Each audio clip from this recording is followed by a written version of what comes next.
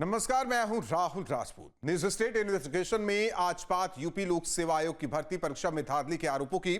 लोक सेवा आयोग की परीक्षा में धांधली के खिलाफ कई बार छात्रों के आंदोलन भी हुए। योगी सरकार ने साल 2018 में पिछली सरकार के दौरान हुई भर्तियों की जांच सीबीआई को सौंप दी, लेकिन 7 साल बाद भी मामला अंजाम तक नहीं पहुंच पाया। सीबीआई की ओर से इलाहाबाद हाईकोर्ट में दाखिल दस्तावेजों में एपीएस भर्ती परीक्षा में बड़े पैमाने पर धांधली का खुलासा हुआ, लेकिन कानूनी दांवपेच के चलते आरोपी अभी भी पकड़ से बाहर है। क्या है यूपीपीएससी की धांधली का मुद्दा और क्यों अब तक आरोपी पकड़ में नहीं आ पाए? प्रयागराज से देखिए न्यूज स्टेट इन्वेस्टिगेशन की ये खास रिपोर्ट।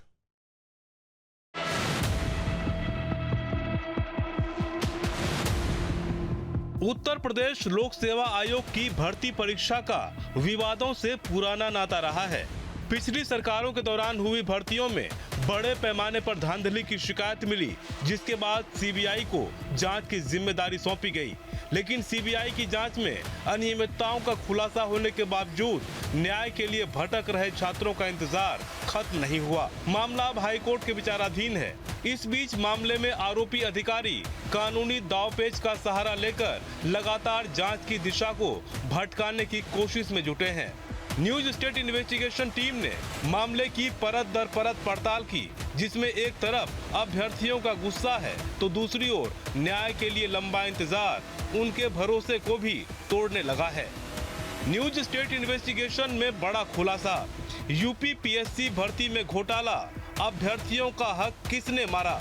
सीबीआई की लंबी जांच, आरोपियों पर नहीं कोई आंच, भर्ती परीक्षा से टूट रहा भरोसा, अभ्यर्थियों को न्याय का इंतजार।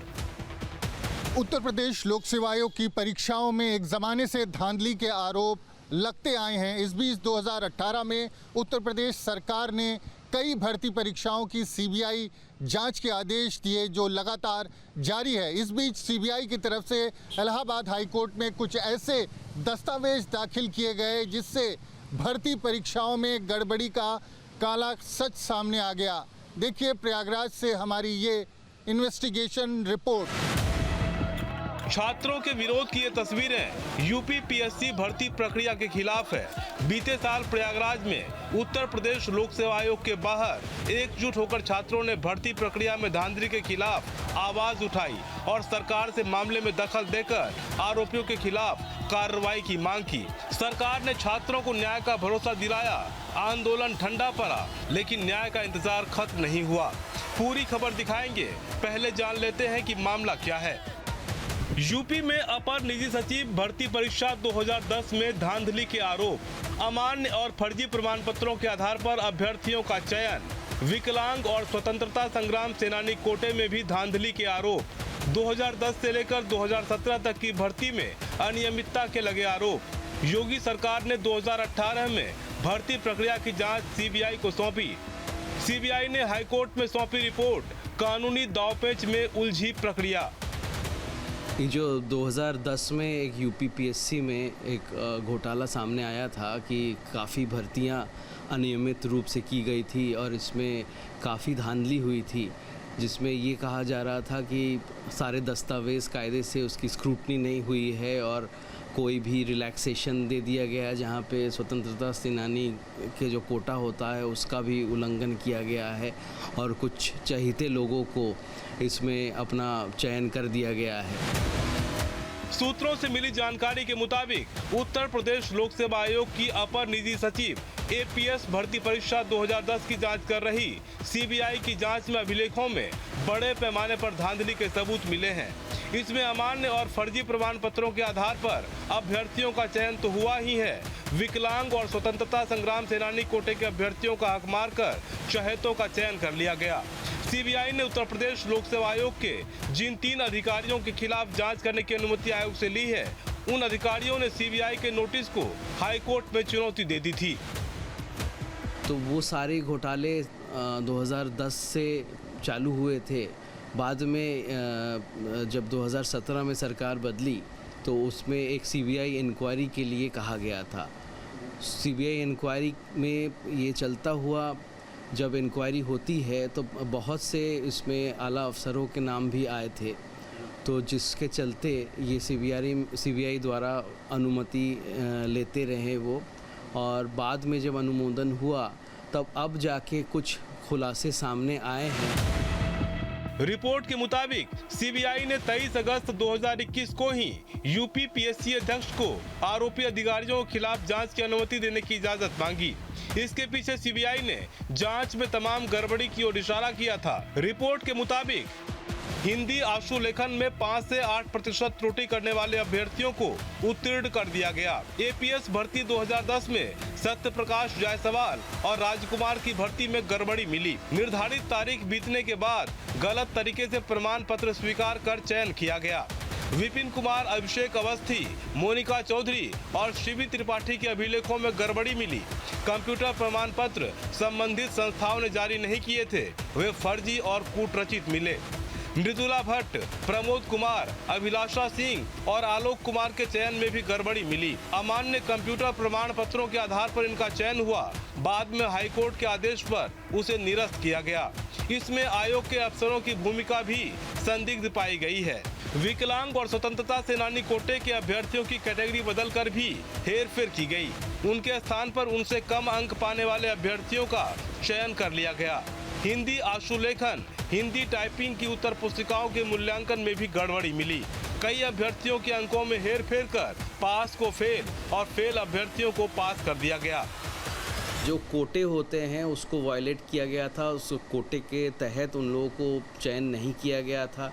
स्वतंत्रता सेनानी संग्राम में जो आए थे वो लोग, उनका जो कोटा होता है उनको नज़रअंदाज कर दिया गया था और उसके जगह पर किसी चहेते लोगों को चयन कर लिया गया था। टाइपिंग की जो एक अहर्ता होती है, टाइपिंग की अहर्ता को बहुत नज़रअंदाज करके जितना टाइपिंग एरर होता है उस टाइपिंग एरर को भी उन्होंने नज़रअंदाज कर दिया था।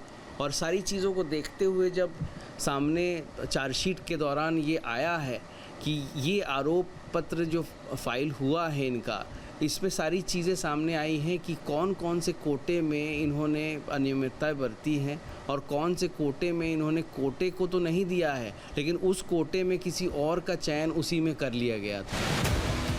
प्रतियोगी छात्र संघर्ष समिति के मीडिया प्रभारी प्रशांत पांडे का कहना है कि सीबीआई के पत्र से अब तो भर्तियों में हुए व्यापक भ्रष्टाचार का खुलासा हो गया है। ऐसी सैकड़ों भर्तियां हैं जिनमें इस प्रकार का भ्रष्टाचार हुआ है, लिहाजा सरकार को समयबद्ध तरीके से जांच प्रक्रिया पूरी कर दोषियों के खिलाफ कड़ी कार्रवाई करनी चाहिए।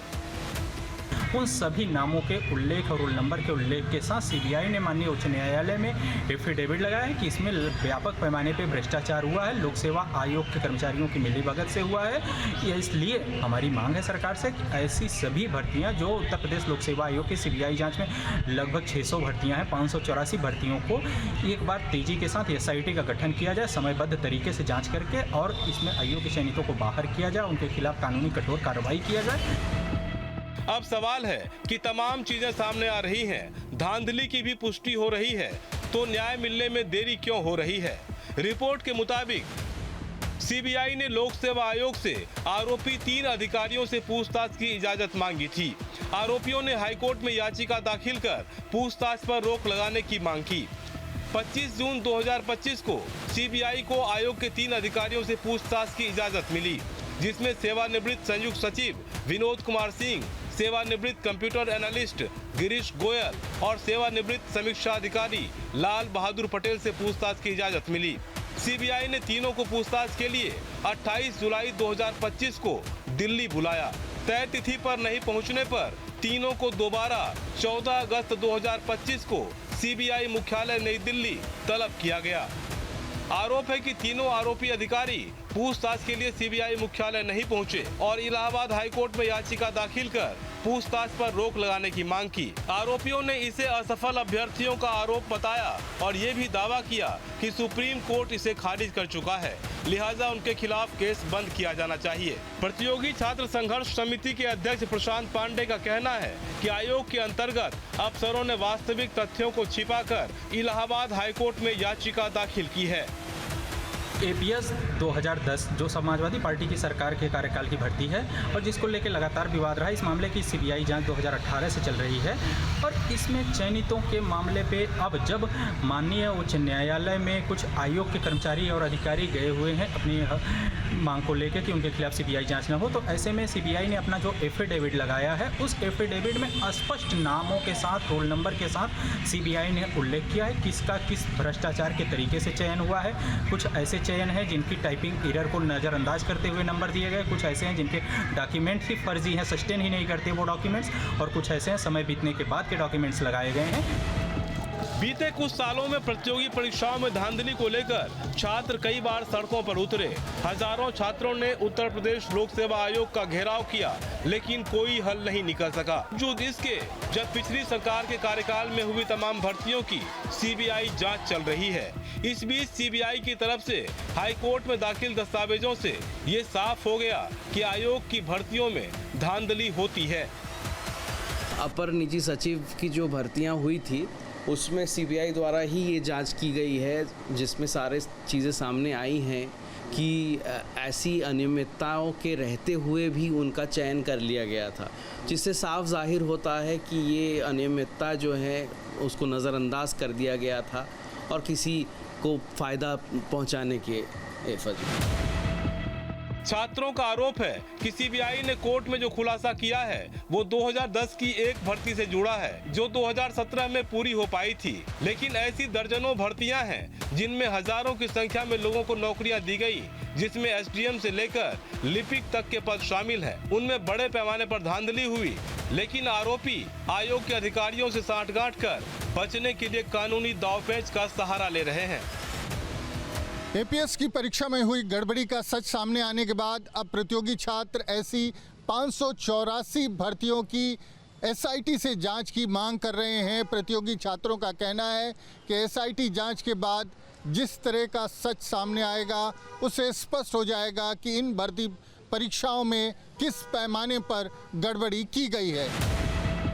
छात्रों का कहना है कि न्याय के इंतजार में हजारों छात्र आयु सीमा पार होने के बाद निराश और हताश होकर वापस अपने गांव घरों को लौट गए हैं, लेकिन इंसाफ नहीं मिला।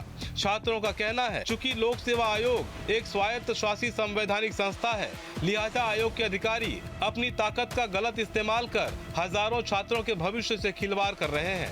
ऐसे में जरूरी हो जाता है कि केंद्र और राज्य की सरकारें संज्ञान ले और छात्रों को न्याय दिलाएं। लेकिन हमें नहीं लग रहा है कि अभी कोई कार्रवाई की गई, क्योंकि कभी न बताया गया सार्वजनिक रूप से कोई कार्रवाई की गई है। तो लगातार मतलब धांधली जो चल रही है आयोग में, और पिछली सरकार में जो चली अभी उस पर कोई कार्रवाई न सीबीआई जांच के द्वारा की गई है और अभी भी जो चल रही है उस पर भी नहीं कुछ किया जा रहा है।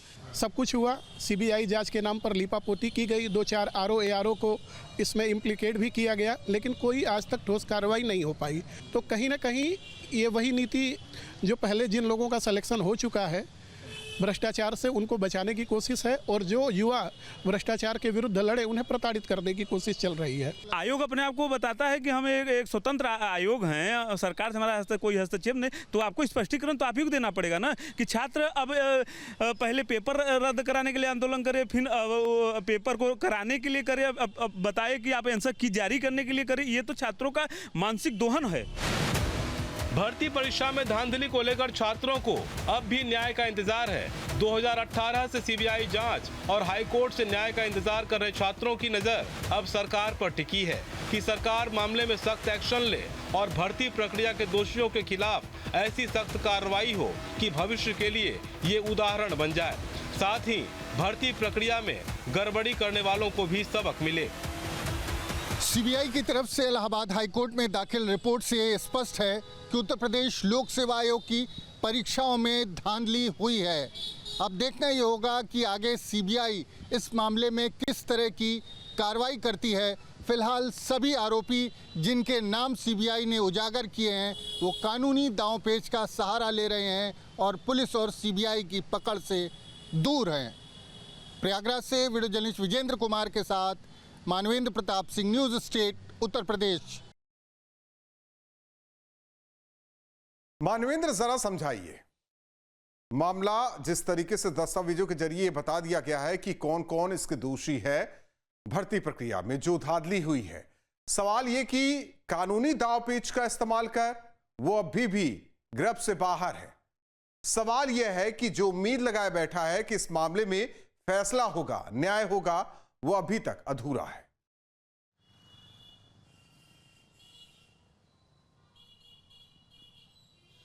जी बिल्कुल राहुल, अगर बात करें तो ये कोई छोटा मुद्दा नहीं है। ये इतना बड़ा मुद्दा है कि जिस दौरान चुनाव थे 2014 के, तो बीजेपी के जो उस वक्त के अध्यक्ष थे राजनाथ सिंह, उन्होंने छात्रों से वादा किया था कि जब उत्तर प्रदेश में उनकी सरकार आएगी तो सीबीआई जांच की जाएगी जो भर्तियां हुई हैं। और 584 ऐसी भर्तियों का हवाला दिया जाता है जो पिछली सरकारों के कार्यकाल में हुई थी और उनमें आरोप है छात्रों का कि धांधली हुई थी। तो 2018 में उत्तर प्रदेश में योगी सरकार आने के बाद सीबीआई जांच का आदेश दिया गया और सीबीआई जांच शुरू भी हुई, लेकिन जिस तरह से छात्रों को लगता है कि जिस तरह से जांच होनी चाहिए उस तरह से जांच हुई नहीं।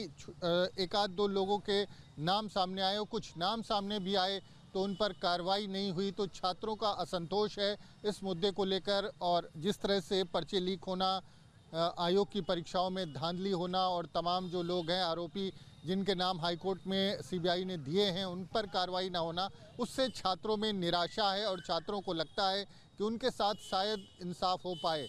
और जैसा प्रशांत बता रहे थे कि 584 भर्तियां हैं, आप अंदाज़ा लगाएं एक एक भर्ती में 500, 1000, 2000, 3000 भर्तियां होती, तो ऐसी 584 भर्तियां हैं जिस पर ये आरोप प्रतियोगी छात्रों ने लगाया। और एक समय हमने देखा भी छात्र सड़कों पर उतरते थे, आंदोलन होते थे, लाठी चार्ज होता था, लोग जेल जाते थे, बड़ी कार्रवाइयाँ होती। तो लोगों को बड़ी उम्मीद थी कि जब सीबीआई जांच होगी तो दूध का दूध और पानी का पानी हो जाएगा।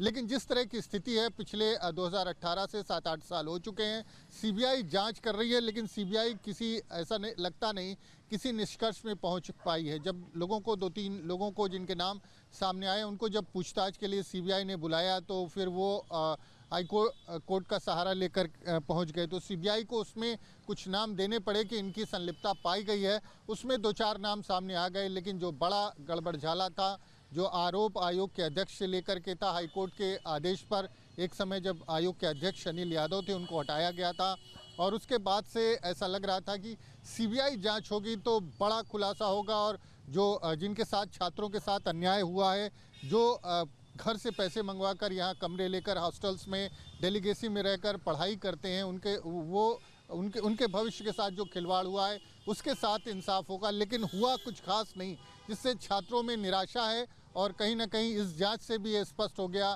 कि केवल ऐसा लगता है लीपापोती की जा रही है और इसको लेकर छात्रों में बहुत असंतोष है, नाराज़गी है, निराशा है, क्योंकि सरकार को उम्मीद थी कि उत्तर प्रदेश में जब निज़ाम बदलेगा, सत्ता बदलेगी और उसके बाद सीबीआई जांच होगी तो बहुत कुछ उनको इंसाफ मिलेगा और जिस तरह से जो भर्तियां हुई है उसमें दूध का दूध, पानी का पानी हो जाएगा। तो फिलहाल छात्रों का इंतज़ार सालों का हो चुका है और अब छात्र निराश है। एक पूरी जनरेशन, अगर 8-10 साल की बात कर ले तो एक पूरी जनरेशन जो पढ़ने यहाँ पर आती है, ग्रेजुएट होती है, कंपटीशन की तैयारी करती है, परीक्षाओं में बैठती है, वो निराश होकर के लौट चुकी है। कुछ चुनिंदा लोग हैं जिनका कहीं सिलेक्शन हुआ, बाकी लोग लौट जाते हैं या फिर दूसरा कुछ प्राइवेट काम करने लगते हैं। तो ऐसे में एक जनरेशन पूरी जा चुकी है छात्रों की, अब दूसरी जनरेशन आ गई है और जो इंसाफ मिलना चाहिए था वो अभी तक इंसाफ मिला नहीं है। अब देखना ही होगा कि सीबीआई जांच कब तक चलती है और सीबीआई किस नतीजे पर पहुंचती है, किस तरह से इस पूरे मामले को कंक्लूड करती है। जी राहुल।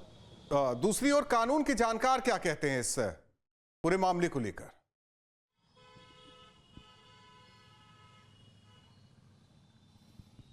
जी देखिए, जो कानून के जानकार हैं वो बताते हैं कि चूंकि बहुत कुछ अभी पब्लिक प्लेटफॉर्म पे नहीं है, सीबीआई ने इसमें जांच की है, जांच में कुछ दोषी पाए गए हैं, उन लोगों के नाम भी सामने आए हैं, लेकिन ऐसा लगता नहीं है कि इस पूरे मामले में जब तक सीबीआई कुछ नतीजे, कुछ निष्कर्ष, कुछ तथ्य, कुछ सबूत नहीं सामने रखती तो कोई कुछ कहने की स्थिति में होगा।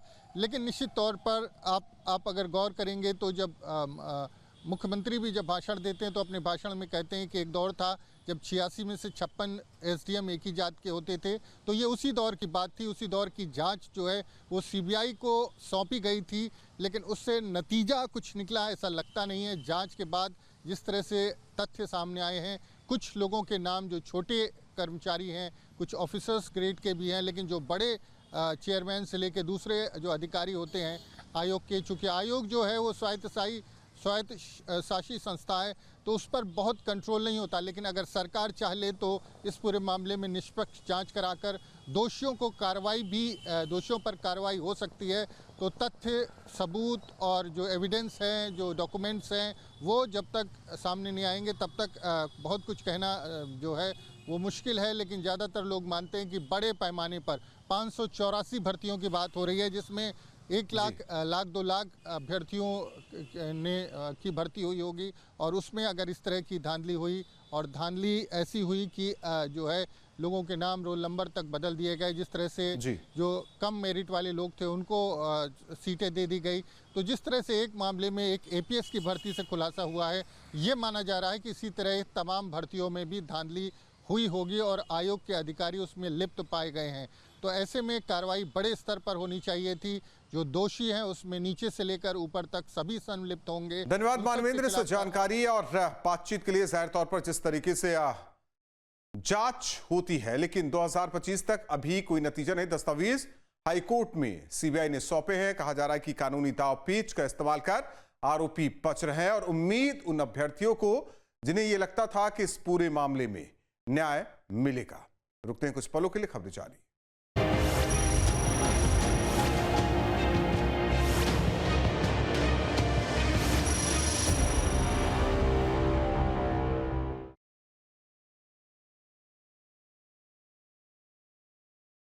जहाँ भक्ति है हर शब्द में, कथाओं में छुपे हैं दिव्य रहस्य, और ज्योतिष देता है जीवन को दिशा। धर्म से जुड़ी हर बातों को जानने के लिए हमारे चैनल स्तुति को सब्सक्राइब करें। चैनल पर जाने के लिए इस लिंक पर क्लिक करें।